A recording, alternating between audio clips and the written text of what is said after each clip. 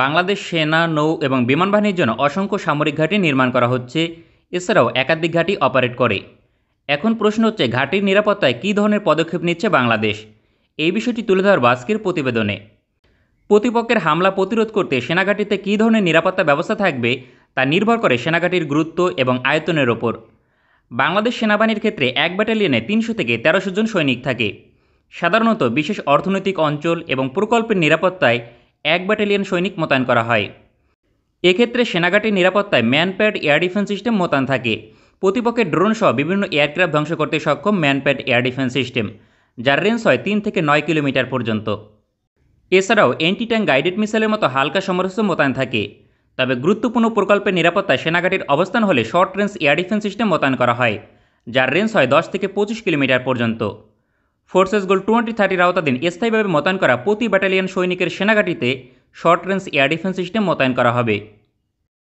অন্যদিকে এক রেজিমেন্ট বা এক ব্রিগেড সৈনিক মোতায়েন করা হয় পূর্ণাঙ্গ সেনাঘাঁটিতে, যার সংখ্যা 3 থেকে 5000।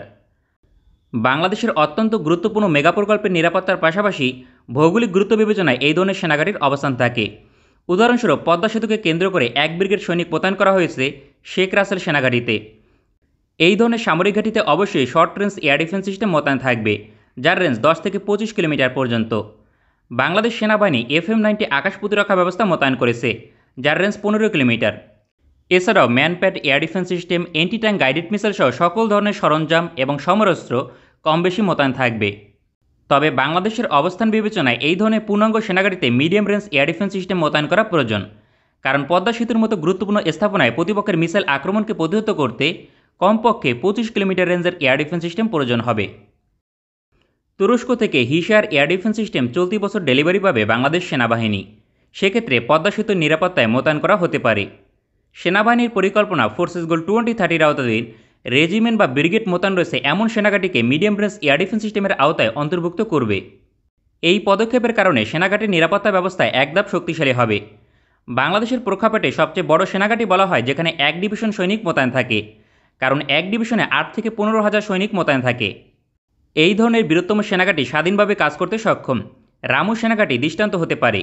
প্রতিপক্ষের বিরুদ্ধে লড়াই করতে যত ধরনের সরঞ্জাম এবং সমরাস্ত্র প্রয়োজন তারা সব কিছুই মোতায়েন থাকে। তবে আকাশ প্রতিরক্ষায় বাধ্যতামূলকভাবে medium range air defence system মোতায়েন করা প্রয়োজন। তবে বাংলাদেশ সেনাবাহিনীর কোনো medium range air defence system নেই, তাই short range air defence system মোতায়েন করা হয়েছে। আধুনিক মানের medium range air defence system এই ধরনের বৃহত্তম ঘাঁটিতে প্রয়োজন, যার রেঞ্জ হবে 25 থেকে 70 কিলোমিটার পর্যন্ত। ফোর্সেস গোল 2030 আওতাধীন সকল বৃহত্তম সেনাঘাঁটিতে medium range air defence system মোতায়েন করা হবে। সেনাঘাঁটির নিরাপত্তায় উপযুক্ত আকাশ প্রতিরক্ষা ব্যবস্থা মোতায়েন থাকবে। সামগ্রিকভাবে বর্তমান অবস্থান থেকে এক ধাপ এগিয়ে যাবে নিরাপত্তা ব্যবস্থা। তবে বাংলাদেশ বিমান বাহিনীর ঘাঁটির নিরাপত্তা ব্যবস্থা আরও শক্তিশালী করা হবে। গুরুত্বপূর্ণ এবং পূর্ণাঙ্গ ঘাঁটিতে বিলিয়ন ডলারের সমরাস্ত্র মোতায়েন থাকে, যা নিরাপত্তায় স্পর্শকাতর। বর্তমানে বাংলাদেশ বিমান বাহিনীর প্রতিটি ঘাঁটির নিরাপত্তায় short range air defence system FM-90 মোতায়েন করা রয়েছে। চীনের তৈরি এই এয়ার ডিফেন্স সিস্টেমের রেঞ্জ 15 কিলোমিটার। তবে নতুন নতুন বিমান ঘাঁটি নির্মাণ করা হচ্ছে বিলিয়ন ডলার ব্যয় করে। পাশাপাশি যুক্ত করা হচ্ছে আধুনিক এয়ারক্রাফট, যার নিরাপত্তায় আরও শক্তিশালী আকাশ প্রতিরক্ষা ব্যবস্থা প্রয়োজন। ঘোষণা অনুযায়ী শীঘ্রই বিমান বাহিনীতে অন্তর্ভুক্ত হবে medium range air defence system. পরিকল্পনা অনুযায়ী 2030 সাল নাগাদ সবগুলো বিমান ঘাঁটি মিডিয়াম রেঞ্জ এয়ার ডিফেন্স সিস্টেমের আওতায় অন্তর্ভুক্ত হবে। এই পদক্ষেপের কারণে নিরাপত্তা ব্যবস্থায় একদম শক্তিশালী হবে। তবে বাংলাদেশ নৌবাহিনীর 3টি পূর্ণাঙ্গ নৌঘাঁটিকে নিরাপত্তা দিতে আলাদা করে আকাশ প্রতিরক্ষা ব্যবস্থা ক্রয় করা হবে না, কারণ ঘাঁটিতে short range air defence system মোতায়েন থাকবে, যার রেঞ্জ হবে 15 কিলোমিটার পর্যন্ত। তবে হামলা হলে ঘাঁটিতে থাকা যুদ্ধজাহাজ সুরক্ষা নিশ্চিত করবে। কারণ ফোর্সেস গোল 2030 আওতাধীন নৌবাহিনীতে 6টি হাই পারফরমেন্স ফ্রিগেট অন্তর্ভুক্ত হবে, যেখানে নিশ্চিত medium range air defence system থাকবে, যার রেঞ্জ হবে 40 থেকে 70 কিলোমিটার পর্যন্ত। সেক্ষেত্রে বাংলাদেশ সেনা, নৌ এবং বিমান বাহিনীর প্রতিটি পূর্ণাঙ্গ সামরিক ঘাঁটি 2030 সাল নাগাদ মিডিয়াম রেঞ্জ এয়ার ডিফেন্স সিস্টেমের আওতায় অন্তর্ভুক্ত হবে। এই বিষয়টি সামরিক ঘাঁটির নিরাপত্তা ব্যবস্থাকে একধাপ শক্তিশালী করবে। এটিকে বলা হয় বাংলাদেশের অবস্থান থেকে দ্বিতীয় স্তরের নিরাপত্তা ব্যবস্থা। বাংলাদেশের অবস্থান থেকে তৃতীয় স্তরের নিরাপত্তা ব্যবস্থা প্রয়োজন হবে ভবিষ্যতের চ্যালেঞ্জ মোকাবেলায়, কারণ ব্যালিস্টিক মিসাইল হুমকি বৃদ্ধি পাওয়ার কারণে long range air defence system অন্তর্ভুক্ত করা বাঞ্ছনীয়। বিশেষ করে দেশের বৃহত্তম শহরগুলোতে long range air defence system মোতায়েন করলে 80% পূর্ণাঙ্গ সামরিক ঘাঁটি তার আওতায় অন্তর্ভুক্ত থাকবে।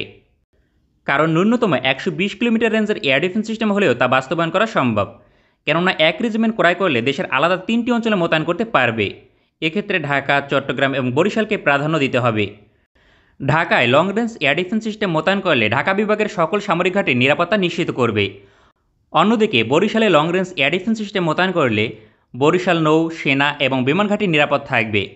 চট্টগ্রামে মোতায়েন করলেও একই ধরনের নিরাপত্তা পাবে। এই 3টি অঞ্চলে রয়েছে দেশের 80% পূর্ণাঙ্গ সামরিক ঘাঁটি।